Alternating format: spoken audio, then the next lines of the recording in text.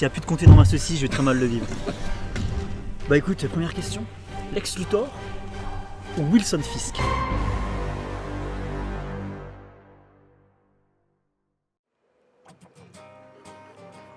Bien le bonjour les zingues, c'est Oz et Anto. Et Anto évidemment, Weben. Voilà. Le seul, l'unique.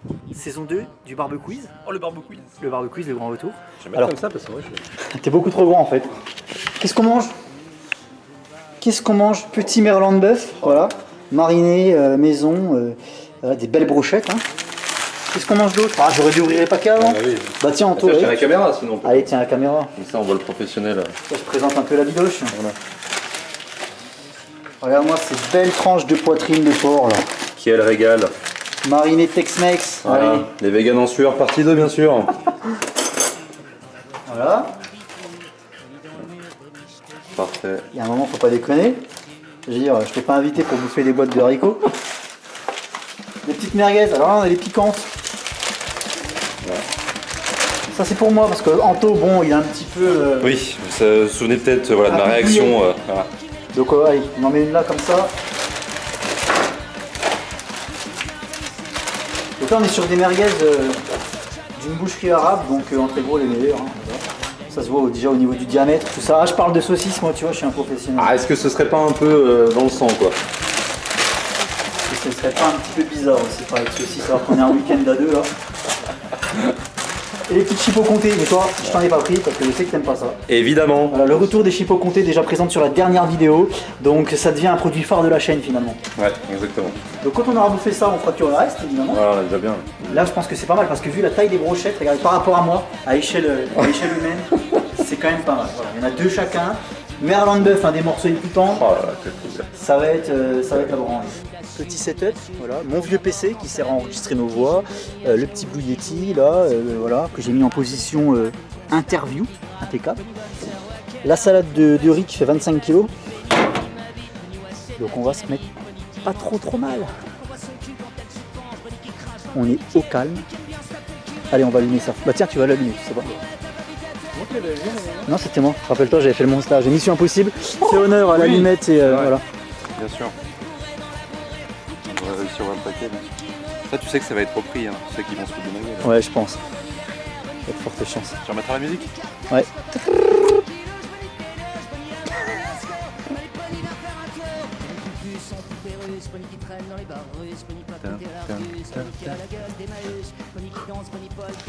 Bah voilà, ça part tranquillement. Donc là on va pas rester à côté parce qu'on va inhaler des fumées Toxique. toxiques. Comment se servir une bonne bière sans trop de mousse? J'ai sûrement fait tout un verre et cassé. Ah, c'est pas grave. Bien rafraîchir le verre, ça c'est la clé. Rafraîchir le verre avec de l'eau froide. Le mieux c'est de le mettre au frigo quelques minutes. Le mec qui fait des recettes, tu sais. Voilà la petite tireuse à bière. On met le verre bien penché, le goulot contre et on y va. Et on tourne. C'est marrant, ça me rappelle des anecdotes des rubriques de G quand ils faisaient un barbecue. Ah ouais? Ouais, j'en ai enregistré 3-4 d'ailleurs, tu pourras les rajouter dans la vidéo. Voilà, c'est professionnel ça. Peut mieux faire, mais c'est pas mal. Ah mais ça c'est la pression de la caméra forcément. C'est là, voilà, c'est la caméra, c'est comme quand Ouais. tu joues à un jeu en direct, en Exactement. fait, tu fais toujours de la merde. Exactement. C'est pas mal, voilà, petite bière, Voilà. tantôt il va boire un peu pareil. Exactement.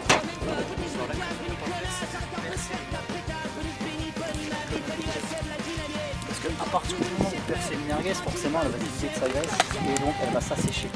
Donc ça c'est la connerie à ne pas faire. Après vous allez avoir de la petite séquence, il n'y aura plus rien dans la chaussette.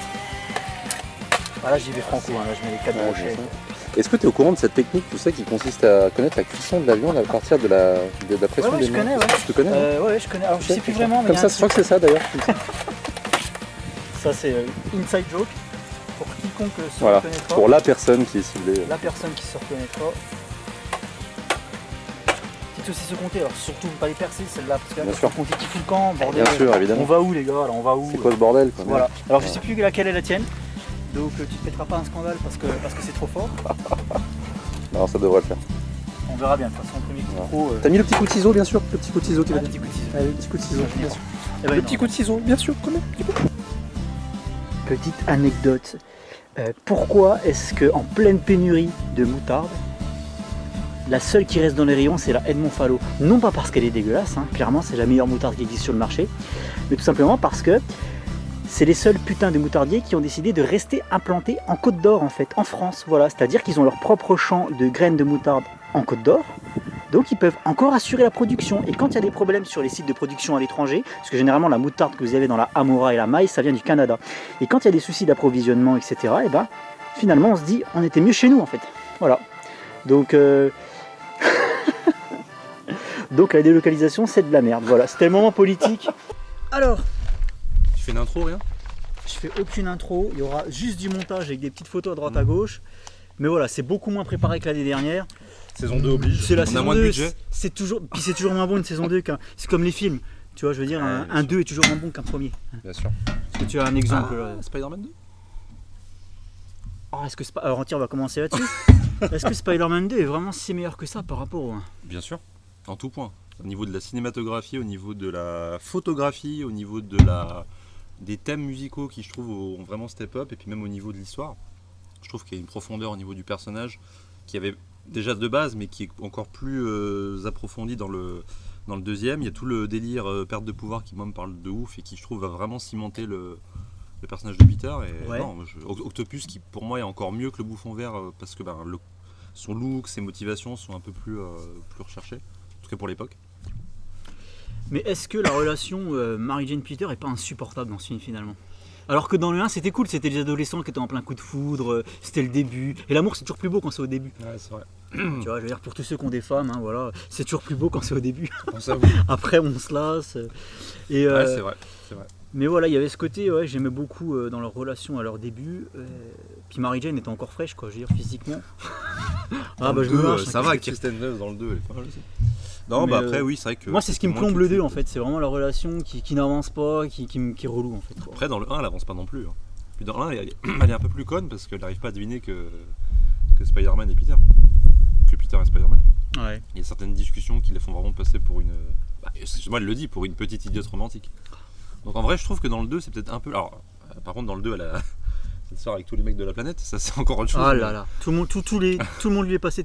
Le chef éclairagiste, le mec à la prise de son. La pièce de théâtre, évidemment. Oh là là, tout le monde lui passe dessus. Après, moi, voilà, rien que pour la discussion avec Tante May, par exemple, dans la maison, quand Peter lui avoue son crime quelque part, quand il lui explique que c'est de sa faute si Oncle Ben est mort, je trouve qu'il y a cette scène-là, elle toute seule, pour moi, elle tient tout. Et la scène suivante, quand elle lui dit justement qu'il y a un héros en chacun de nous et que le symbole du héros, finalement, c'est ce qui guide tout être humain, en fait.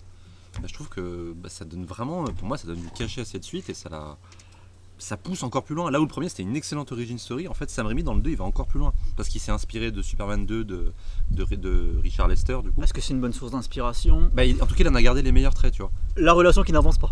Ouais. La relation Il y a ça. amoureuse qui Oui, mais reste. le côté perte de pouvoir stagnante. qui est plus approfondi que dans le Superman 2. je Oui, trouve. Superman 2 c'était plutôt un cartoon à ce niveau-là. Ouais. C'est ça. Parce qu'à l'époque en plus il n'y avait pas la Donner Cut parce que c'était 2004 donc il n'y Ouais, avait non, pas il y encore avait eu pas la la version de Donner. Richard Donner. Et il s'est aussi inspiré surtout beaucoup du run de Stan Lee et John Romita puisqu'il y a la grosse inspiration du numéro 50 avec le costume dans la poubelle, tout ça. Donc pour moi le 1 était un excellent point de départ et le 2 est une excellente suite. Ah tu vois, il faudrait que je les revoie La pour scène me d'action. faire une idée quand même. Les scènes rien que les scènes d'action. Ah bah les scènes d'action du 2 mettent la branlée à celle du 1, mais clairement, oui, Et pour le coup, il y a un step up. elles à ce mettent la niveau-là. branlée à celle du 1 et à celle du 3 pour moi. Parce que le 3 a mal vieilli sur beaucoup de points, notamment les effets spéciaux, la mise en scène qui parfois est. Alors, elle a toujours été très efficace, très réalisation éclair chez Rémi, mais parfois je la trouve un peu illisible, tu vois, dans certaines scènes. Alors que dans le 2, c'est très lisible, très clair. Voilà, puis la scène du train, elle éclate tout. Quoi. Bah ouais, c'était l'introduction. Voilà. Hein, tu vois, c'est pas préparé, mais. Bonne soirée à tous, merci, on va pouvoir manger. On introduit la saison 2 quelque part. Donc, Alors là, ça tourne pas, mais normalement, je pense que ça continue. vraiment, on est Ouais, ça continue à Ça enregistrer. fait plaisir là de revenir pour ce tournage. Ouais, c'est la saison 2, ça On fait a- plaisir. voilà. On a inversé les places, Vous avez vu, ça hein. vous fait vriller un peu la tête, j'imagine. Ah là, vous en remettez On a pas. tenté. C'est le gros changement de la saison 2, si tu veux. Écoute, il y a plus de mise en scène dans ce changement de place que dans tout No Way Home. Donc moi, quelque part, je Ça trouve. attaque, ça arrive, ça attaque. Ça attaque. L'année dernière, on n'avait pas vu No Way Home encore, donc je vais pouvoir le tacler sur ta chaîne. Tu vois. Ça c'est cool. Bah écoute, on va commencer. Alors ça cuit, la viande cuit d'ailleurs, je vais la retourner. Pendant que Ouais. ça cuit, pour les plus anciens d'entre eux. Ceux qui étaient là sur la première Voilà. chaîne. Alors, je vais pas faire le mec solo, c'est juste que je l'enlève parce que sinon il n'y aura plus de comté dedans. Et là, je vais vivre vraiment un mauvais moment. S'il n'y a plus de comté dans ma saucisse, je vais très mal le vivre. Bah écoute, première question. Oui. Alors tu vas voir, hein, c'est vraiment. Lex Luthor ou Wilson Fisk? Oh Alors, je tiens à préciser que bien sûr, je ne suis au courant de Ah non, rien. il est au courant de rien, sinon c'est pas marrant. Comme l'année dernière, sauf l'année dernière où tu avais spoilé la première scène pour me dire Ouais. un peu ce que ça donnerait. Je pourrais m'amuser à trouver des petits titres thématiques là, chauve d'influence. Et tu sais que j'ai hésité entre Tu le mettras, pingouin. Ouais, je mettrai une banderole. Voilà. J'ai hésité entre le pingouin et Wilson Fisk ou Lex Luthor et Wilson Fisk. Finalement, le pingouin est peut-être plus proche de Wilson Fisk que Lex Luthor. Ah non, Luthor est plus proche en termes de Ouais, mania. mais Lex Luthor, il a un passé de scientifique fou que n'a pas Fisk, alors que le pingouin, c'est vraiment le génie du crime, quoi. Enfin, c'est le mec qui est au sommet de l'empire du crime. Ça Donc, dépend dans quelle version, hein, parce que c'est souvent, il se fait souvent passer pour un criminel un peu notoire, dont on se moque beaucoup, alors que Wilson Fisk, finalement. Ah, quoique oui, si, je vois ce que tu veux dire. Parce que tu penses à la splendeur du pingouin, je pense. Notamment, bah, l'image qu'on a du pingouin généralement. Genre, on se moque de lui, mais derrière, il prouve que. Voilà, et puis même dans l'iconographie, le personnage qui est un peu physiquement pas très avenant, on va dire, et qui se venge à sa manière, quoi, parce qu'il a du pouvoir et parce qu'il a. C'est vrai parce que là, moi récemment, donc j'ai relu les épisodes de Stanley et John Romita sur l'introduction du caïd, donc lié à l'épisode 50. Ouais. Parce qu'en fait, on prépare avec G la prochaine émission des intégrations. Je vais me lever de temps en temps, t'inquiète pas, je t'écoute. Hein, Bien y a sûr, pas de bien sûr. problème. Puis de toute façon, les gens m'écoutent. Les gens écoutent, donc c'est le Ou pas. principal. Et justement, dans cette intégrale, il y a l'apparition de Wilson Fisk, et justement, ils le font vraiment passer pour le gros lard en fait, de service, et ils se moquent de lui en lui disant ça. Et lui, justement, il prouve à ces mecs-là, tout simplement, il les marave, quoi, en fait. Il les frappe, il les défonce, et il prouve qu'en fait, c'est pas que de la graisse, c'est aussi beaucoup de muscles, quoi. Ils ont subi beaucoup de moqueries pendant leur enfance, et au final, ils se sont vengés un peu sur la société en devenant les parrains du crime. C'est vrai que, oui. C'est pour ça que j'hésitais. ouais. Pingouin, Wilson Fisk, je me dis que quelque part, les deux, vas-y, tu sais. Allez, c'est parti. Tout n'est pas encore là, Brochette. ça arrive. C'est les merguez, ça. Alors ouais, donc il y a une forte et une douce. Tant qu'il n'y a pas de comté dedans, moi ça me va de toute façon. T'inquiète pas, le comté il est là-bas. Bref, oui, moi j'ai celle de John Byrne en fait. Ouais, ok. Celle de John Byrne. Alors là, c'est- par contre, là, j'ai fait le solo. Je me mets les deux trucs dans la sieste. En vrai, je dirais. C'est compliqué parce qu'évidemment j'ai rien préparé donc j'ai pas réfléchi plus que ça. Bon app à ceux qui nous regardent en mangeant. Bien sûr. Ça ouvre c'est le l'appétit. cas d'ailleurs aussi. Ah bah, ça ouvre l'appétit. Sur les retours du premier, il y a des gens qui mangeaient en même temps. En fait, je dirais que Wilson Fisk a beaucoup gagné dans les années 80. Là où à l'époque où c'était un ennemi de Spider-Man, c'était plutôt un ennemi un peu un criminel de base, quoi, en gros. Alors c'était le chef de la PEG, mais c'était la vision un peu fantasmée de l'époque du milieu criminel, avec le côté où il gérait ses petites factions, mais c'était pas trop. On sentait pas plus que ça la menace. Enfin, on la sentait un petit peu, mais à côté des années 80, c'est rien. Parce que dans les années 80, il a détruit la vie de Matt Murdock de fond en comble dans Born Again. Et c'est là qu'il s'est vraiment affirmé en tant que méchant D'accord. surpuissant, quoi. Là où Lex Luthor, c'est vrai que ça a mis plusieurs décennies, quoi, avant qu'il devienne ça. Donc, mais par principe et par rapport à l'histoire et par rapport au fait que c'est quand même le super vilain iconique de Superman, je dirais quand même Lex Luthor. J'ai toujours plus d'excitation à l'idée de voir un Lex Luthor dans un film Superman.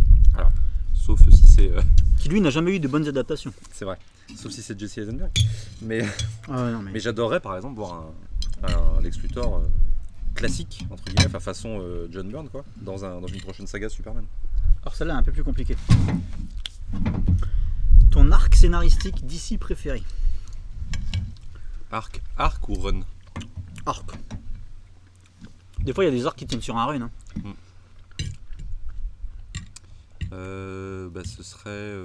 Ce serait Blackest Night, D'accord. je pense. Ah tu réfléchis pas plus que ça. Non, parce que Geoff Jones le run de Geoff Jones sur Green Lantern, c'est mon histoire d'ici préférée. C'est dans mon top 3. Ouais.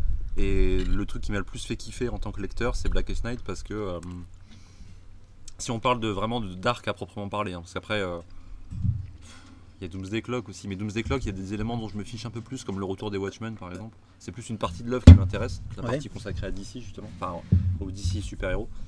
Alors que Blackest Night, c'est de la branlette incroyable de bout en bout. Blackest Night c'est de la branlette. Alors est-ce que tu peux répéter ça au micro? Non, J'aurais je pense jamais que ça cru te- t'entendre dire un truc comme ça. En fait. C'est de la, mais c'est ça, il y a tous les éléments pour faire fantasmer un fan d'ici. Il y a la connaissance du lore d'ici de la part de Geoff Jones, il y a le délire zombie entre guillemets qui est totalement justifié dans cette histoire, donc ça permet de faire un récit un peu à suspense, horreur, horrifique, etc. T'as le retour d'anciens personnages de la continuité, t'as l'évolution des héros dans cette histoire, donc Hal qui va devoir mener des combats à la fois dans l'espace et sur Terre. T'as toute la Justice League qui est sur place, le retour de Barry Allen qui s'est fait juste avant, du coup forcément on recrée des liens avec Hal Jordan. Et je pense que pour moi cette histoire elle est ultra complète dans ce qu'elle veut faire. Et en plus de ça il y a un beau message sur le... Tu sais on dit souvent que les super-héros ils meurent, ils reviennent toujours, on se moque un peu de ça. Et Geoff Johns, ça il l'a parfaitement compris parce que dans Blackest Night il explique qu'il y a une raison en fait au fait qu'ils reviennent par rapport, alors je vais pas spoiler, mais par rapport à une certaine entité qui parcourt les pages du comics. Et je trouve que c'est à la fois la conclusion ultime de son run, même si j'aime beaucoup ce qui a suivi, mais c'est quand même un peu en dessous. Et je fais un petit clin d'œil aux rubriques de G qui m'arrête pas de me tanner avec ça, mais c'est vrai que c'est un peu en dessous. Ouais. Mais à côté de ça, c'est aussi, voilà, un message sur l'univers d'ici, comme Geoff Johns aime le faire très régulièrement. Dans ces histoires, c'est pas que de l'action, c'est pas que du plan pour la bagarre, il y a toujours un fond sur ce qu'il pense du super-héros, et il rajoute à chaque fois un truc de plus dans ces histoires. Et pour moi, je dirais Blackest Night. D'accord, ok. Donc, Bronze Tiger ou Black Panther? Par rapport au fait que ce soit les deux premiers personnages noirs de leur univers respectif. Non, le délire de l'animal de la savane, Ouais. ce sont des combattants sauvages, voilà, tout ça quoi. Là pour le coup c'est assez simple je dirais parce que Bronze Tiger moi je le connais très peu. Ouais. Je l'ai vu dans les épisodes que j'ai lus de Ostrander sur la Suicide Squad si ma mémoire est bonne. Exactement. Et j'ai vu son adaptation dans Arrow. D'accord. qui était pas mal en vrai. Hein. C'est juste que il avait pas son costume de personnage de comics en fait, il avait un peu modernisé le truc. Mais il y avait un délire intéressant, il avait un fils en plus qui ensuite a été adopté par Deagle, donc le pote, le frère d'âme d'Oliver. Et franchement, et d'ailleurs il est devenu le nouveau Green Arrow dans cette timeline puisqu'il est devenu comment il s'appelle le sidekick d'Oliver, son fils dans les comics, comment il s'appelle déjà? C'est Connor. Le sidekick d'Oliver dans Connor, les comics. Merde, je sais. Non, je veux dire Connor Kent. Non, c'est Connor quelque chose, non? Roy Harper. La suite, enfin son fils. Non, ça c'est Speedy. Ça. Ah oui, il y a un Connor effectivement. C'est Ouais. Connor quelque Ouais, chose. ouais, Alors, je sais plus comment il s'appelle. Mais voilà. Oui, effectivement, il y a un Connor quelque chose. Ouais. Bah, Et du coup voilà. Et en fait Bronze Tiger, du coup c'était le père de ce Connor dans le Arrowverse et c'était un mercenaire qui avait été engagé par les Triades pour combattre Green Arrow dans la deuxième saison si ma mémoire est bonne. Après il a fini en tôle et puis on l'a pas revu pendant un bout de temps. Il a fait partie de la Suicide Squad d'ailleurs de cet univers là. d'accord. Suicide Squad qui au passage était beaucoup plus fidèle que ce qu'on a eu dans le film de ailleurs. Et du coup, voilà, je le connais très peu. Ouais. Et c'est pas un perso que j'affectionne plus que ça. Par contre, Black Panther, c'est un perso que j'aime beaucoup. Pour la noblesse du personnage, pour le côté sérieux de son univers, pour le fait que, un peu comme Aquaman, il introduise à lui seul tout un pan en fait, de l'univers dans lequel il est né. Le fait qu'il soit très lié aussi aux 4 Fantastiques. D'ailleurs, il est apparu pour la première fois dans un numéro des 4 Fantastiques, si je dis pas de bêtises. Ouais. Et ouais, puis le fait que ce soit un savant aussi. C'est un roi, mais c'est aussi quelqu'un de très intelligent. Il a fait partie des Illuminati aussi, donc dans le groupe un peu d'urgence des Avengers, en gros, qui comptait notamment Charles Xavier, Namor, Iron Man, Mister Fantastic. C'est quand il devait gérer des situations extrêmes, il choisissait du coup les personnages les plus intelligents de la planète. Et je trouve qu'il a eu beaucoup de casquettes. Il s'est marié avec Storm aussi, des X-Men. Enfin, il y a eu beaucoup d'histoires très intéressantes. Et en vrai, j'aimerais en lire plus. Tu vois, c'est un personnage que j'aimerais bien développer dans mes lectures pour les prochaines années. Ouais. Et je dirais franchement Black Panther sans hésiter. Est-ce que est-ce que du coup tu as une série à conseiller sur Black Panther? Un artiste, un auteur? Alors là, j'aimerais bien, c'est me procurer, je l'ai pas encore lu, mais le run de Reginald Hudlin qui date des années 2000, c'est époque Civil War, tout ça en fait, c'est une des meilleures époques de toute façon pour les comics des années 2000. Et l'histoire justement du mariage avec Storm. Et au début de ce run, il y a un arc que j'ai lu qui est l'arc des. Enfin, c'est pas l'origine de Black Panther, mais c'est un arc qui resitue un peu le personnage et qui est dessiné par John Romita Jr. notamment. Et qui permet aux nouveaux lecteurs en fait de prendre le train en marche. Et ouais, je dirais que peut-être cet arc-là qui est ressorti d'ailleurs en Marvel Must-Have, si je dis pas de bêtises. Enfin voilà, chez Panini Comics, vous irez voir. Mais c'est une très bonne histoire, c'est une des seules que j'ai lues de lui en solo.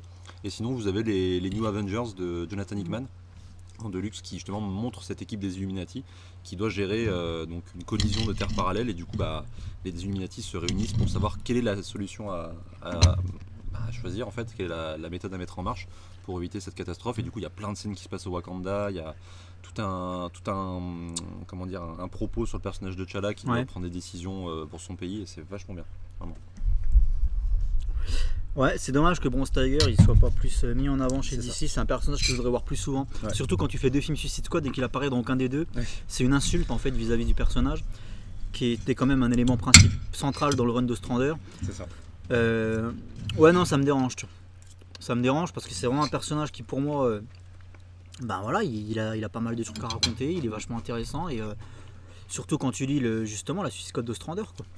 J'ai lu que quelques épisodes, j'ai dû lire les premiers épisodes de son apparition, je crois. Il est presque plus un héros qu'un anti-héros en fait. Bah, c'est ça, et c'est comme ça qu'ils l'ont traité dans le Arrowverse justement aussi. D'accord, ouais. Voilà. Parce qu'il fait jamais, tu le vois jamais faire vraiment de trucs sales. Non, c'est pas. Comme Deadshot, tu sais, un salopard. Ouais. Tu vois. Mais non, Au non. grand Bon, cœur. ouais, au grand cœur. Ouais. Ouais, un salopard. Mais Bronze Tiger, lui, clairement, c'est un héros qui est presque incompris, quoi, en fait. Et ouais, que j'aimerais voir beaucoup plus au cinéma en adaptation, quoi, franchement. Des films Suicide Squad sans qu'il soit là, c'est une honte comme Vixen, hein, Ouais. voilà, avec qui il a eu dans les liaisons d'ailleurs. J'aime beaucoup Vixen, ses pouvoirs et tout. Enfin, c'est pas C'est la stylé, question, quoi. mais- Ouais, non, mais- Du coup, je pourrais même pas conseiller un truc avec Bronze Tiger. Bah, à part Ostrander. Il y a l'animé Batman qui était mauvais, là. Batman Soul of the Dragon, C'est vrai, où il a une place assez prédominante. c'est vrai, c'est vrai. Mais ouais, le meilleur truc pour moi avec Bronze Tiger, c'est le run d'Ostrander. Il est dans le tome 1 Ouais. Ouais, c'est pour ça, parce qu'il me semblait bien l'avoir vu dedans. Il intervient assez tôt, il fait vraiment partie du noyau dur avec Captain Boomerang. Noyau dur, il y a Vixen, il y a Captain Boomerang, il y a Nightshade, il y a l'Enchantress au début aussi. Oui, ça je m'en souviens. C'est celui de aller en Russie ou je sais pas quoi, enfin, il y a un délire. Ça, c'est vraiment un truc à lire, quoi. Et Black Panther, tu l'as toujours pas vu le film? Toujours pas vu le film. C'est peut-être celui que je verrai probablement avec plus de plaisir dans ce qui me reste à voir, parce que les autres me disent rien. Il y a moyen que ça te plaise en plus, je pense, en termes de. Mais j'avais kiffé l'apparition du personnage dans Civil War. Ouais. Il est stylé. Ah bah pour moi, à ce jour, c'est la meilleure. C'est le meilleur film dans lequel il est parce qu'il a vraiment, comme tu dis, un côté très stylé et un côté très mystérieux. Ouais. Parce que au début, tu sais pas vraiment qui c'est. Et en plus, son costume est le meilleur pour moi. Puis il a putain la classe, quoi. Franchement. Non, puis Chadwick Boseman, paix à son âme, mais très très bon acteur pour le personnage. Et il a marqué une vraie génération de fans et de gamins aussi, il faut le dire. Ouais. Et d'ailleurs, ça se sent beaucoup dans le trailer de Black Panther Wakanda Forever. Moi, je suis très très inquiet à l'idée de voir comment ils vont gérer ça. Parce que j'ai peur que. Le trailer t'a pas rassuré là? Parce que moi, le trailer, bon, moi je suis pas fan de l'univers Marvel, vous savez. Ouais. Moi, le trailer de Black Panther, je serais fan de cette licence, il m'aurait rassuré. Parce que tu vois que clairement, ils vont pas juste switcher l'acteur comme si c'était rien passé. Ouais. Il y aura une mort hors champ si tu veux, mais ça sera. Non, mais il sera pas mort en champ, il sera déjà mort de base. Non, mais dans le film, ils m'ont expliqué qu'il était malade aussi, le personnage. Je sais pas. On sait pas Moi, encore. ouais, on sait pas encore. Ah, je croyais que c'était déjà le synopsis révélait déjà ça. Lasco, je vais t'enfermer encore comme l'année dernière. Tu vas repartir pour une saison 2 toi aussi. Mais non, en fait, on sait pas vraiment. Moi, en fait, ce qui m'embête le plus, en fait, c'est par rapport au double discours de Disney, en fait. C'est qu'ils veulent rendre hommage à Chadwick Boseman, mais d'un côté, ils font une suite. En fait, pour moi, la solution qu'ils ont choisie, c'est la solution un peu intermédiaire, tu vois. Et je trouve ça. À voir comment ça va être fait, parce que moi, j'aurais soit voulu recast en l'honneur du personnage, parce que je pense que Chadwick Boseman n'était pas égocentrique ou quoi, et je pense qu'il aurait voulu, à mon avis, que le personnage perdure à travers lui, tu vois, parce que c'est pas. Ils sont au service justement d'une adaptation, ces acteurs-là. Ou alors un arrêt de la saga, tu vois, que ça continue dans les autres projets avec le Wakanda, mais que Black Panther en lui-même soit terminé. Tu vois. Là, ils ont Tu veux pas choisi. que quelqu'un reprenne les flambeaux? Bah, dans ces conditions-là, je trouve ça dommage parce que T'Challa, il avait encore plein d'histoires à Ouais, raconter ouais. et j'ai peur Mais que bon. ces histoires soient récupérées. Je te dis, ça aurait pu être pire, ils auraient pu faire un, Oui. Et un en vrai, changement de cast. En vrai, ça m'a rassuré le trailer. Enfin, Ouais. je veux dire, j'avais un peu peur, mais en fait, ils vont vraiment, je pense, prendre du temps, à mon avis, je pense, pour expliquer ça. Et à côté de ça, à voir qui sera le prochain Black Panther. Mais si c'est la personne à laquelle je pense, ça peut être intéressant de voir son évolution au cours du film. Parce que c'est un personnage qui est un peu immature, en tout cas qui a des traits d'immaturité dans les films d'avant. Et là, du coup, ça pourrait être intéressant de voir quel impact ça aura sur ce personnage. Je dis pas le nom parce que bon, je sais qu'il y a 95% de chances que ce soit ce personnage. C'est une gonzesse ? Ouais. Ok. Donc à voir. Pour moi, après, il n'y a rien qui a été confirmé. Hein. Putain, celle-là, je me rends compte qu'elle est un peu ambitieuse comme question. Attends, je finis parce que Il a peur. j'ai un peu peur là, j'avoue. Vas-y. Comment imagines-tu un Hal Jordan vieillissant? Quelle évolution? Par exemple, Kingdom Come, Hal Jordan. Parce que dans Kingdom Come, Hal Jordan, il est très peu présent. Mais c'est pas le Jordan en plus. C'est. C'est. Je crois que c'est Alan Scott. C'est Alan. Ouais. Ouais. C'est Alan Scott effectivement. Mais je pensais que c'était Al Jordan aussi moi au début. Ouais. Non, qu'il c'est a Alan Scott plus maintenant tu le dis visible. parce que c'est le vieux Flash aussi, c'est Mm. Jay. Non, mais du coup, comment imaginerais-tu un Alan Scott, un Al Jordan, pardon, façon Dark Knight Returns ou façon Kingdom Come, tu vois, genre futur alternatif pour ce Mm. personnage-là. Ah, ça c'est intéressant comme question. J'avais jamais pensé, j'avais lu un comics qui s'appelait Green Lantern, le Testament, qui racontait comment son technicien, donc Tom Kamalkou, son partenaire là, d'usine quand il travaille dans le hangar, là, comment il avait reçu le testament d'Al Jordan à sa mort, ça c'est hors continuité. Hein. Et je trouvais l'histoire vraiment très très belle. Et mais du coup, ils n'avaient pas approfondi le côté vieillissant. Bah, en fait, je dirais que. En fait, Al Jordan, moi je le vois plus mourir au combat, tu vois. Je le vois pas vieillir comme les autres, tu vois, ou. Et de vie de famille, c'est compliqué.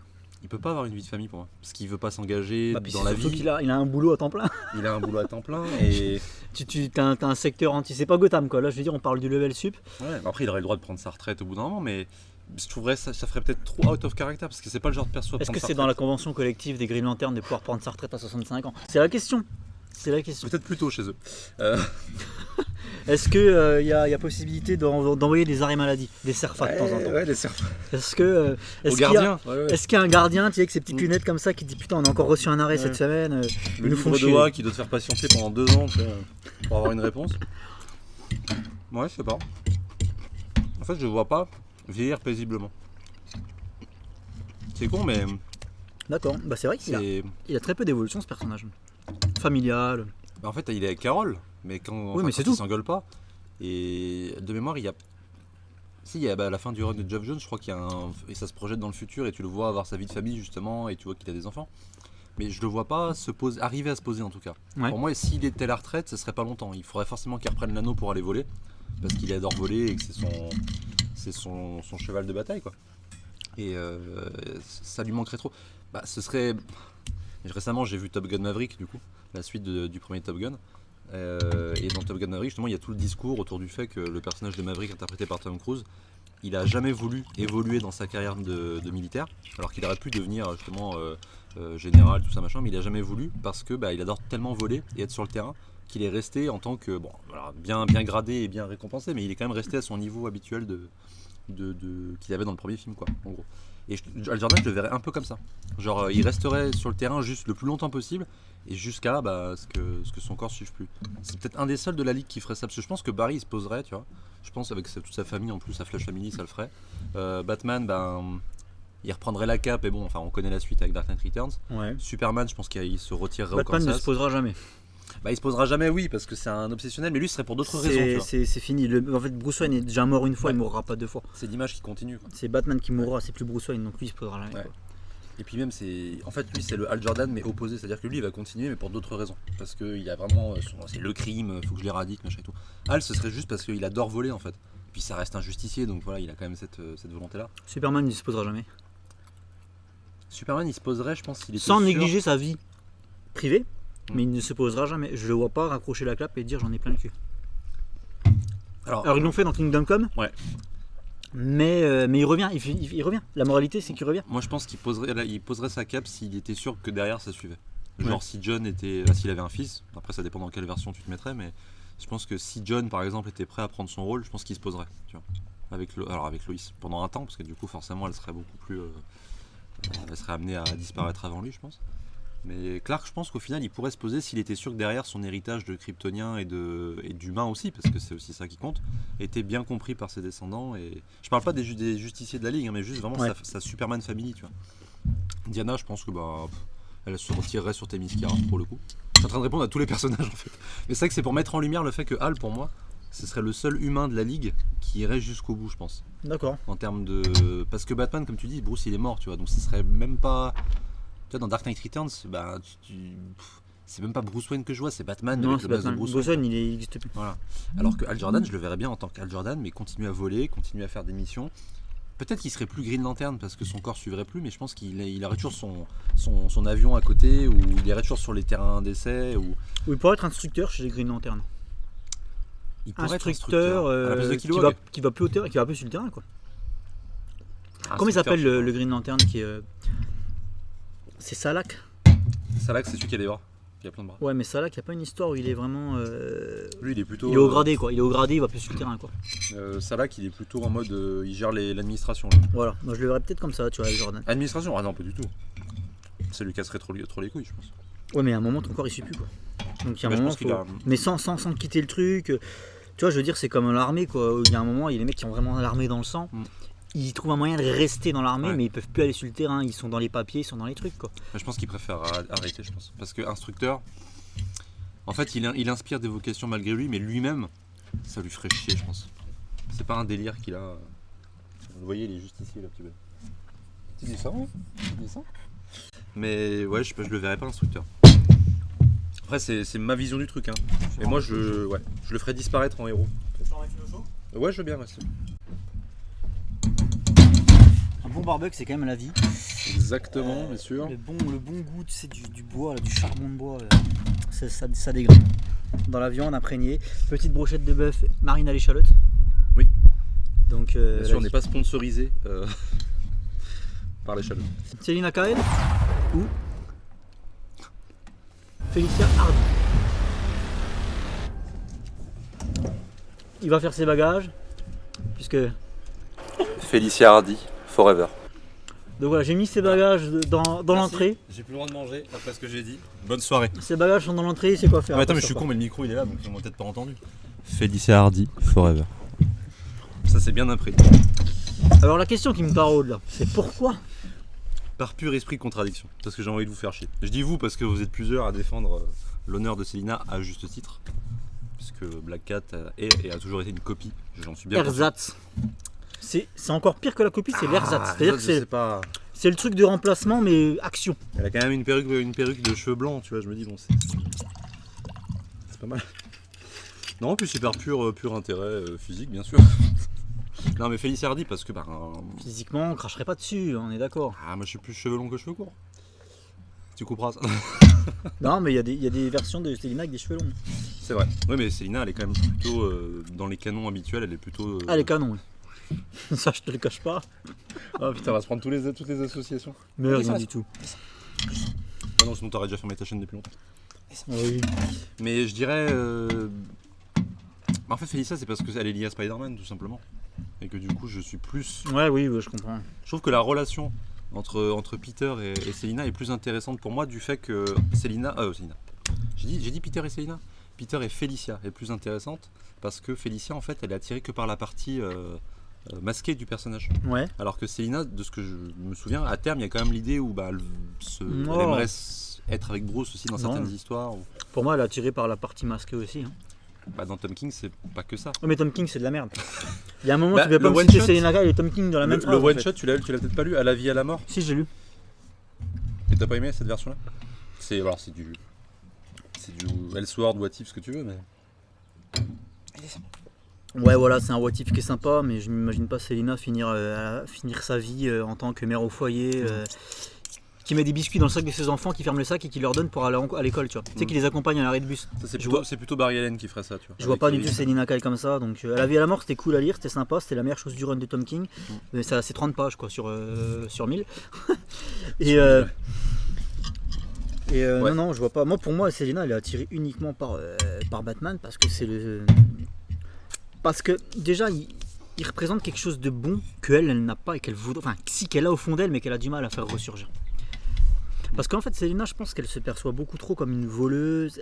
Il y a une part de bon au fond d'elle qu'elle a du mal à. Alors qu'elle perçoit, mais qu'elle a du mal à faire ressortir en fait. Tu vois. J'ai l'impression que le mauvais pas reprend toujours. Que le mauvais chez elle reprend toujours le pas en fait. Alors que Batman, c'est pas le cas. Batman, tu peux dire ce que tu veux, ça reste le bon gars quoi. Il fait Oui, que le oui, bien bien quoi. Il va à aucun moment, il va faire un. Il est même beaucoup trop borné à ce niveau-là, le mec. Hein. Et je pense que c'est ça aussi qui l'attire chez Batman, c'est le fait qu'il est toujours. Qu'il soit toujours du bon côté en fait. Quelque part, elle, ça l'attirait de pouvoir, mais elle a pas suffisamment de d'ambition en fait pour devenir une super héroïne au sens propre. Et puis elle le voudrait pas non plus, je pense. Ouais. Pour l'image qu'elle transmet au reste de l'univers d'ici, elle aime bien ce côté quand même bad girl et tout. Donc, Félicia, c'est un peu pareil. Pour le coup, c'est vrai que. Voilà.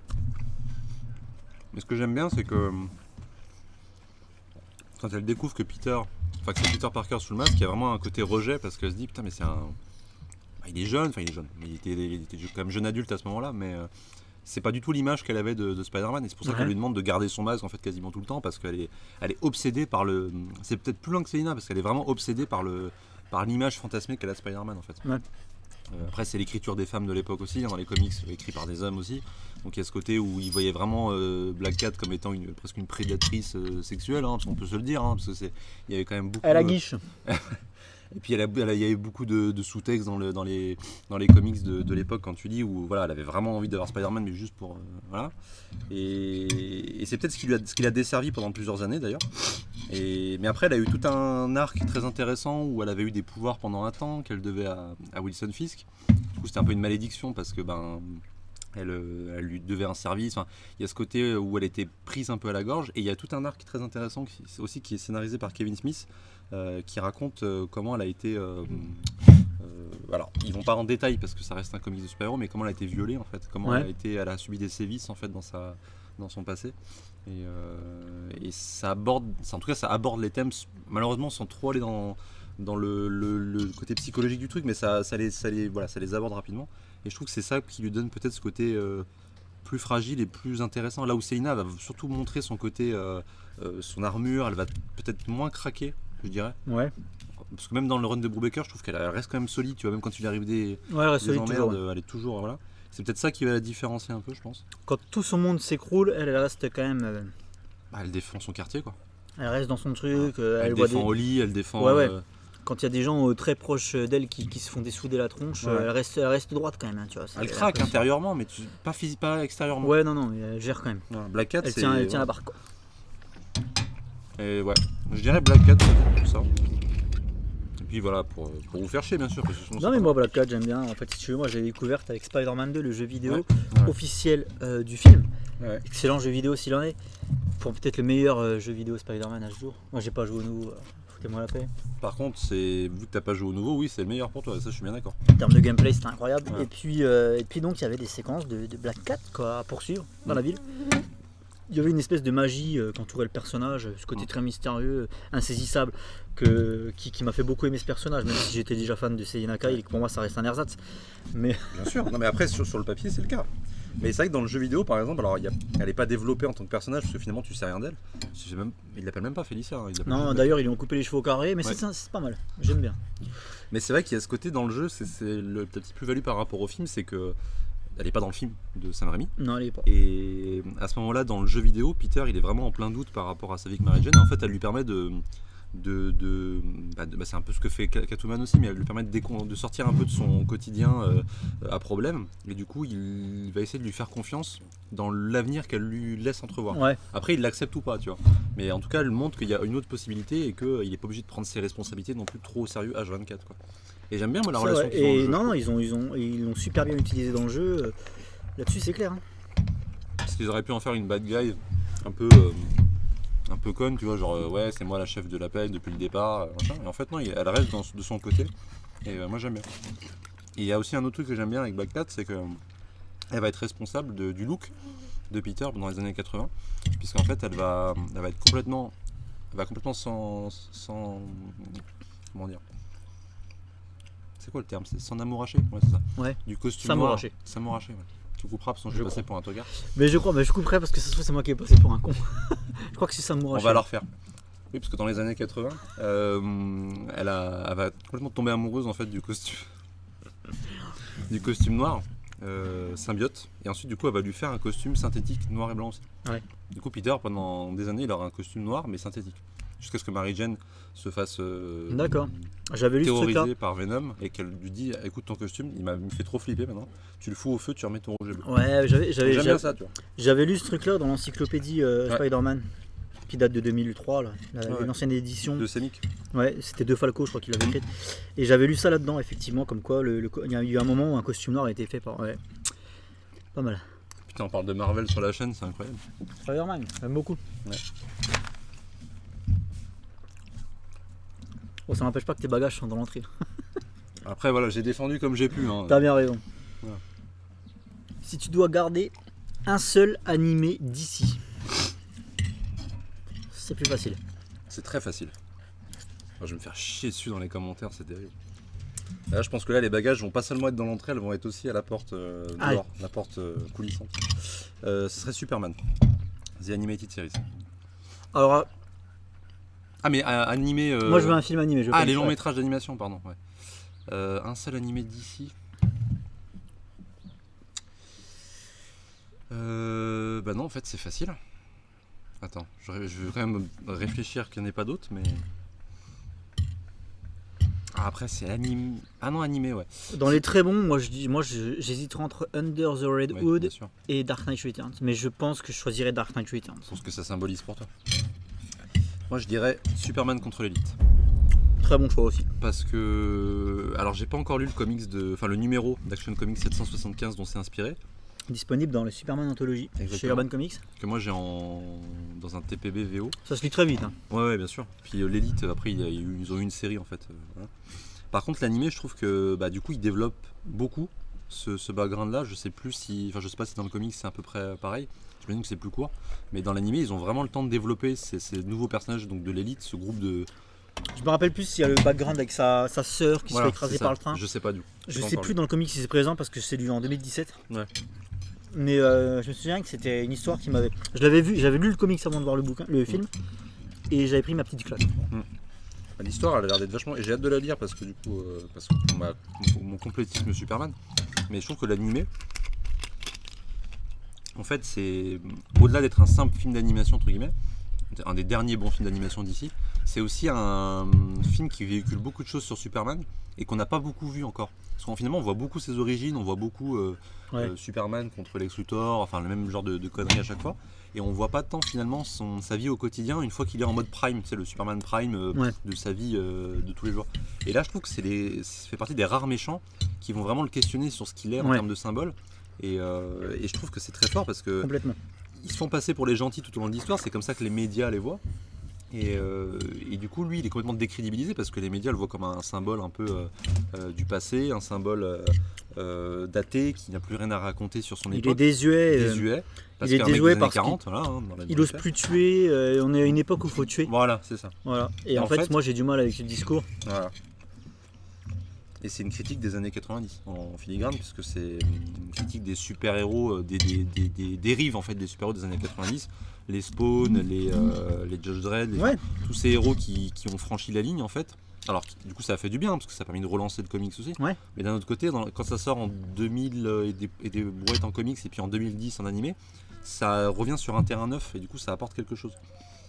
Et c'est ce que j'aimerais voir en fait dans des histoires de Superman, c'est des histoires qui vont développer ce genre de période-là de sa vie et le remettre face à ses propres doutes et ses propres limites, quoi, parce que mine de rien, il fait un travail aussi sur lui-même. Et je trouve que c'est vachement bien. Je spoilerai pas la fin parce qu'il y a plein de gens qui l'ont pas vu et je vous invite à aller la voir. D'ailleurs, tu as fait une chronique sur ta chaîne, mais je trouve que la fin, elle est hyper intelligente par rapport à comment ça se dénoue, quoi. Moi quand je dis j'ai du mal avec le discours du fait qu'il faille tuer dans un monde où il y aurait un Superman. Parce que tu vois, personnellement, moi dans le monde dans lequel on vit, moi je suis pour la peine de mort. Tu vois, il y a des cas extrêmement graves qui font que moi je suis entièrement pour la peine de mort. Après, pas n'importe qui, pas n'importe comment. Faudrait que ce soit avéré. Mais tu vois, des mecs comme les terroristes du Bataclan, pour moi, ça doit dégager, tu vois. Il n'y a pas moyen de se faire chier avec des gens comme ça, tu n'en tireras rien. On va les foutre en prison pendant X temps, tu n'en tireras rien. Enfin voilà, ils ont tué plus de 100 personnes. Il y a un moment, il ne faut plus s'emmerder avec ça.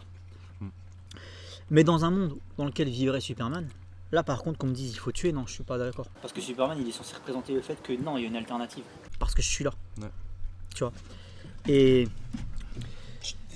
Et c'est pour ça que j'aime beaucoup ce comics, et c'est sur sa réhabilitation qui fait du personnage aussi, quoi.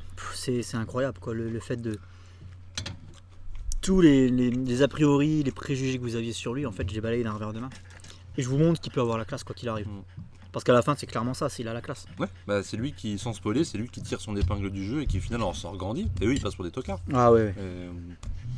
Et la façon dont c'est fait, le twist, je trouve hyper bien pensé parce que du coup, pendant un délai de quelques minutes, on ne sait pas ce qui se passe. On ne sait pas ce qu'il est en train de faire, on sait pas.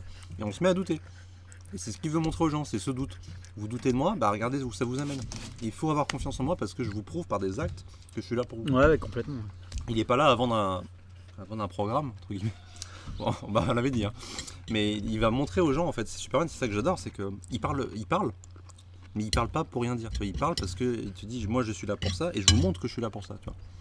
Enfin, en tout cas, quand il parle, parce qu'il y a certaines adaptations où il parle pas assez, malheureusement, et c'est ce qu'on reproche beaucoup au Superman d'Henry Cavill, par exemple. Et je trouve que dans l'élite, il y a vraiment ce côté où il s'adresse à la Terre, où il s'adresse au monde par une espèce de mise en scène, et je trouve ça très appréciable. En plus, il utilise la technologie de la forteresse. Il y a tout le background qui est déjà un peu établi, tu sens en fond, avec certains super vilains qui combattent depuis des années. Bah, notamment le fantôme, là, je sais plus comment il s'appelle, le truc au début, l'espèce de squelette Ghost Rider, là, je sais plus comment il s'appelle. Atomic Skull. Atomic Skull, ouais. Où genre tu comprends que ça fait plusieurs fois qu'il lui met une patate et qu'au bout d'un moment, bah voilà. Et j'aime bien le fait qu'il lâche pas et qu'il reste fidèle à ses principes, et si lui il le fait pas, personne ne le fera. C'est ce que tu as dit, hein, de toute façon. Ouais, c'est ça. C'est la dernière barrière morale. Si lui il lâche, tout le monde lâche en fait. C'est ça. Et c'est pour ça que c'est Superman. Le mec porte un flambeau à bout de bras, Oui. mais il Littéralement. continuera à le porter. Et si lui ne le porte plus, ben où on va quoi. Si lui le porte plus, si lui va du mauvais côté, hashtag injustice, ça n'a plus aucun intérêt en fait. Et c'est pour ça que j'adore cet animé, et je trouve que l'adaptation est très fidèle au personnage, en tout cas, dans ce que je connais. Et à côté de ça, en plus, tu as une super bande son, tu as une animation, je trouve une qualité d'animation qu'on a pour le coup complètement perdu avec les animés plus récents, soit New 52 ou même Rebirth entre guillemets, même si ça s'appelle comme ça. Ouais. Et l'animé, je le trouve, est un très bon condensé. Je sais plus qui a réalisé cet animé. Toi qui es plus calé que moi, c'est qui? C'est pas Sam Liu, non? Je crois que c'est un mec qui a fait que ça. Alors je pourrais plus te sortir le nom là, Ouais. non c'est pas possible. Mais je crois que le réalisateur qui a fait Superman contre l'élite n'a fait que celui-ci, il n'a pas fait d'autres. D'accord, il a fait qu'un seul film. D'accord, moi je sais plus non plus. Donc ouais, ce sera ce film-là. Ok, bah très bon choix. Moi pour ma part, ouais, j'aurais répondu Dark Knight Returns. On était en dessous. Parce que Dark Knight Returns pour moi c'est l'iconisation ultime de Batman. L'animé. Et Hein L'animé du coup. L'animé, ouais bien sûr, on parle C'est le de comics après. Bon. Même le comics pour moi c'est... En plus le comics va plus loin dans la violence que l'animé. Oui, bien sûr. Le comics va plus loin dans la brutalité. Et moi, quand je lis Dark Knight Returns, je me dis putain, mais notre société, elle est là. Elle est là. Une femme, franchement, il y a un passage dans Dark Knight Returns qui me brise à chaque fois, qui me retourne les couilles pour parler poliment. C'est cette mère de famille qui rentre chez elle en métro, qui n'a rien demandé. Elle est allée acheter des crayons de couleur pour son gamin. Dire, ça peut m'arriver à moi, tu vois. Elle est allée acheter des crayons de couleur pour son gamin, et là, elle se fait trucider la tronche parce qu'il y a un taré qui fait péter une bombe dans le métro. C'est ouf quoi. Victime collatérale. Et en fait, t'es en proximité totale avec la violence, avec l'ultra-violence qu'il y a dans Gotham. Et j'ai jamais vu une Gotham aussi violente que dans Dark Knight Returns. Et à ce moment-là, tu ressens l'urgence qui revient de Batman. Tu vois. Et quand il réapparaît avec cette fameuse scène iconique où il saute d'un bâtiment à l'autre avec l'éclair derrière. Ce qui est la couverture finalement du bouquin. Moi j'ai des frissons, tu vois, je me dis l'ange gardien il retourne. Ouais, c'est c'est lui vrai. qui va remettre de l'ordre dans tout ce Gardien de bordel. Gotham. Et en plus il y a des méthodes vachement expéditives au début qui sont. Alors il tue pas vraiment, c'est vachement. On sait pas trop finalement, c'est dans Dark Knight Returns il tue ou pas. C'est pas clair. C'est pas très clair. Parce Pas dans qu'il mes fait preuve souvenirs. d'une telle brutalité, il électrocute les mecs, c'est du Arkham, enfin c'est les jeux Arkham Ouais. quoi, où tu électrocutes les mecs dans des tableaux. Au final tu dis non ils sont pas morts. Ils sont très mal en point. Et ouais, je trouve que c'est vraiment ça te prouve à quel point on aurait besoin d'un Batman. quoi. C'est pour ça que Dark Knight Returns, je kiffe tout me parle dans cet anime, tout me parle. L'ultra-violence au quotidien, le retour. Le seul truc qui me fait chier, c'est le traitement de Superman. C'est pour ça que pour moi, Miller, il est très bon sur Batman, il n'y a pas de souci, hein, mais. Après, bon, c'est un peu hors sujet, mais par exemple, tu vois, je le verrais pas à l'écriture d'une Justice League. Tu vois. Non. Il voudrait trop les. Bah, c'est un petit peu ce qu'a fait Zack Snyder, on va pas se mentir. Mais il voudrait trop les mettre sur le modèle de Batman, tu vois, sur le côté sombre, pessimiste. C'est vrai que c'est bien dans cette histoire-là, parce que comme tu dis, il y a le côté où c'est le cadre qui est prévu pour. Mais il faudrait pas que ce soit non plus trop généralisé l'univers d'ici. Après, j'ai pas lu. Alors, ils en ont pas fait un animé pour le coup, mais j'ai pas lu Dark Knight 2 et Dark Knight 3, donc je sais pas ce que Non, c'est. je les ai pas lus non plus. Apparemment, c'est une sacrée saloperie. En tout cas, le 2. Le 3, apparemment, c'est Solomon Grundy ou Hulk? Petite question pour G, évidemment, On embrasse. qu'on embrasse Beaucoup de évidemment. dédicaces à lui dans cette saison 2 du Barbe Quiz. Solomon Grundy qui existait avant Hulk. C'est vrai.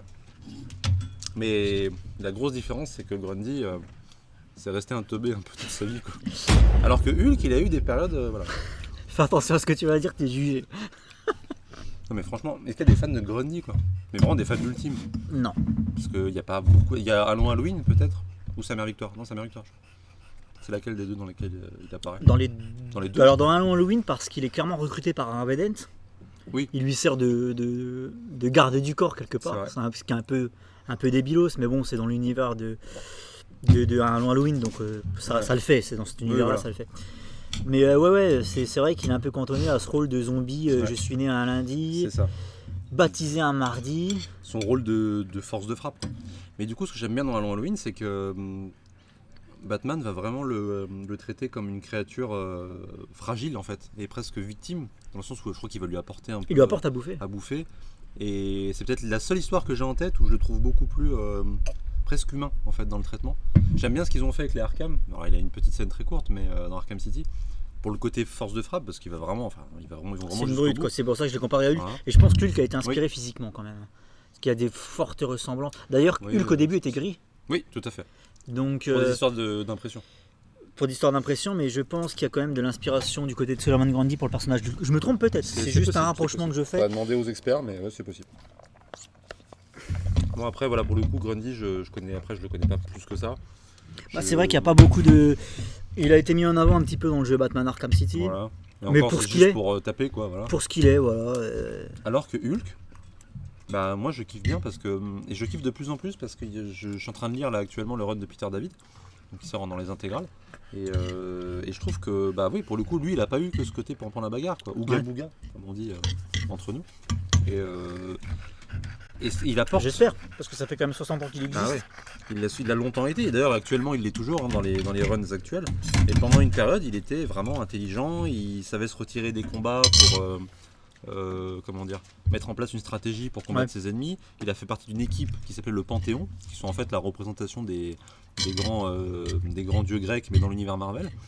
Genre il était au sein d'une équipe qui est du coup cette équipe qui était dans un mont avec sa base et tout machin. Il a fait partie de cette équipe là, et du coup Peter David a complètement revitalisé l'univers de Hulk, il a créé toute une autre mythologie supplémentaire, et c'est lui qui est responsable du fameux Prof Hulk, donc la fusion entre Banner, entre le Hulk gris, donc Joe Fixit, et le Hulk Ouga Booga quoi.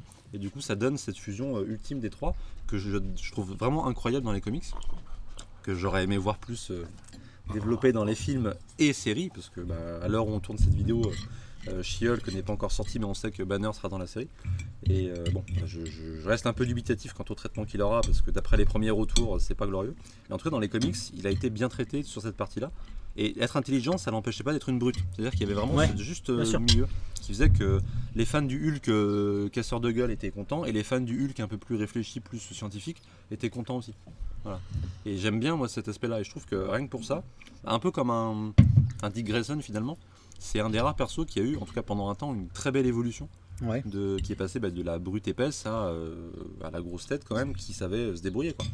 Et moi c'était ça, c'est ça qui m'a impressionné, c'est le fait que dans certains combats, il faisait exprès de perdre, ce que le Hulk ou Gabuga tout seul n'aurait jamais accepté, parce qu'il est trop fier pour perdre. Il se laissait perdre en fait pour laisser les méchants le transporter jusqu'à la base et ensuite les soulever. Donc il y a vraiment ce côté où il est beaucoup plus. Voilà. Il a fait partie aussi de certaines guerres dans des pays fictifs de l'univers Marvel, mais ça dénonçait aussi la gestion politique de certains pays, dans le sens où il était amené à prendre des décisions sur le fait de tuer ou pas certains dirigeants. Est-ce que du coup la justice s'arrête là où commencent les autres? Enfin voilà, ce genre de questions très, très connues, mais qui du coup étaient abordées dans les comics Hulk, et ça faisait du bien quoi. Je pense pour les fans de longue date qui disaient que du Hulk, taper Hulk méchant machin, ça faisait du bien de voir autre chose, et rien que pour ça je choisis Hulk sans hésiter quoi. Moi, Hulk, c'est un personnage qui me parle beaucoup dans le sens où, si je devais répondre à une question, quel personnage serais-tu? Pas voudrais-tu être, ça n'a rien à voir. Serais-tu? Moi, je serais Hulk. Hulk dans le sens, pas dans le sens où je suis balèze ou quoi, dans le sens où je suis habillé en vert quelque part, ça peut jouer. Dans le sens où par moment, c'est même très souvent en fait, c'est même constamment, je me laisse emporter par ma colère. Je me laisse emporter par ma colère et je ne calcule pas sur le coup les conséquences qui seront liées à mon déferlement de rage en fait. Alors attention, je tiens à préciser que je n'ai jamais tapé ni ma femme, ni mon chien, ni mon gamin. Voilà, parce que j'ai quand même cette raison qui fait que... Évidemment. Non, parce qu'en plus les mecs me voient siffler une bouteille de rosé depuis tout à l'heure, ils se disent lui, il doit frapper sa meuf. Pour tous ces Miller. Allez. Non, jamais, ça c'est hors de question. Non, mais ça n'empêche pas d'être. Voilà, au moins tu reconnais ce trait de caractère. J'ai cette barrière morale qui fait que. Mais c'est quelque chose, moi, la colère m'a fait faire pas mal de conneries. Ouais. Et c'est vrai que ces personnages, quand je les vois s'emporter et tout détruire, bon, là c'est très caricatural. Ça, voilà, moi j'ai une vision du Hulk qui est vachement caricaturale parce que j'ai rien lu sur lui. Donc j'ai cette vision de faut pas que je m'énerve parce que sinon je casse tout. Le Lou Ferrigno dans les années 90, cette série que j'ai regardée quand j'étais gamin aussi. Et du coup, ouais, ça me parle. C'est quelque chose qui me parle, le fait d'attention, ne te laisse pas déborder par ta colère. Quoi. Ouais. Puis mine de rien, je trouve que le Hulk de Ang Lee, avec tous les défauts qu'il a quand même abordé des thématiques intéressantes. Alors il y avait le Hulk Gabuga, mais il y a aussi tout l'aspect Bruce Banner qui est rentré en ligne de compte. Et il y a un film qui était plus psychologique que ce qu'il laissait entendre, et c'est ce qui a déçu pas mal de monde justement. Moi j'aime beaucoup ce film. Même si effectivement il est un peu chiant dans son rythme. Il est un peu chiant, ouais. Mais au moins, en tant que premier film sur le personnage... Il est pénible en fait. Il est pénible, mais il raconte énormément de trucs sur le personnage, sur le fait que il en arrive pas là à tout détruire pour rien. Quoi. On l'a poussé à bout. Voilà. En plus, dans ce film-là, il y a tout le background avec son père, qui est présent aussi dans les comics. On l'a vraiment poussé à bout depuis la naissance, et à un moment il pète un jeton. Quoi. Et c'est complètement compréhensible, et c'est pour ça que j'aime beaucoup ce film. Et puis toute la séquence, à partir du moment où il se contrôle plus, elle est folle. Quoi. Moi, après, je l'ai pas revu depuis un petit bout de temps, je pense que ça a très mal vieilli, mais c'est vrai que quand il prend les tanks par le canon qui les envoie valdinguer dans le désert, c'est... En plus le désert c'est très caractéristique de Hulk. Il y a souvent des scènes où il est dans le désert parce que il est tout seul en fait. Et du coup il est à l'écart de la société, et c'est très comment dire, visuellement parlant, c'est un peu le décor qu'on lui associe quoi. Tu vois, on ne le foutrait pas dans la flotte par exemple. Ouais. On irait plus le foutre dans un désert. Après moi j'aime bien l'Incroyable Hulk, le film de Le Terrier. Je trouve que le film est assez honnête dans ce qu'il fait. C'est-à-dire qu'il va plus développer le côté chasse à l'homme. Ouais. C'est-à-dire que c'est à la fois une bonne suite au Hulk de Ang Lee, mais c'est aussi une espèce de bon soft reboot. Et il le fait plutôt bien dans le sens où il doit gérer son pouls, il doit gérer son corps. Il est beaucoup plus maître en fait. Ouais, ils sont partis plus loin dans le... Ouais. Voilà. Et puis il lui offre un antagoniste à sa hauteur. C'est-à-dire que l'Abomination dans l'Incroyable Hulk, au moins, à l'inverse du premier film, ça lui donne vraiment l'occasion de se défouler quoi. Et je trouve le film plutôt pas mal. Après, c'est pas un film que je garderai en mémoire, mais au moins, si on est fan de Hulk, il y a eu au moins 2 films qui ont tenté de faire quelque chose, à l'inverse de ce qui a suivi. Et un jeu que je recommande, c'est Ultimate Destruction sur GameCube. Après, voilà, c'est plus facilement trouvable ou quoi, mais Ultimate Destruction Hulk sur GameCube, il était complètement malade. Avec environnement ouvert, tu étais dans San Diego, tu étais dans le désert, et puis c'est le libre cours à ton imagination en termes de destruction. Tu débloquais des combos pour tout détruire, tu pouvais pichenetter les civils, tu pouvais prendre un bus, le sectionner en deux et te faire des gunbox avec. Enfin, il était complètement ouf, et tu ressentais la lourdeur du personnage quand tu courais sur les façades. Ouais. Et au même moment, je jouais à Spider-Man 2 sur GameCube. Donc, tu vois bien la différence. Et je switchais d'un jeu à l'autre. Et je m'amusais parce que tu avais des sensations de jeu qui étaient complètement différentes. Tu avais cette sensation de liberté, mais avec Hulk, quand tu courais sur les façades, tu cassais les vitres. Bam, bam. Quand tu tombais au sol, tu faisais une onde de choc.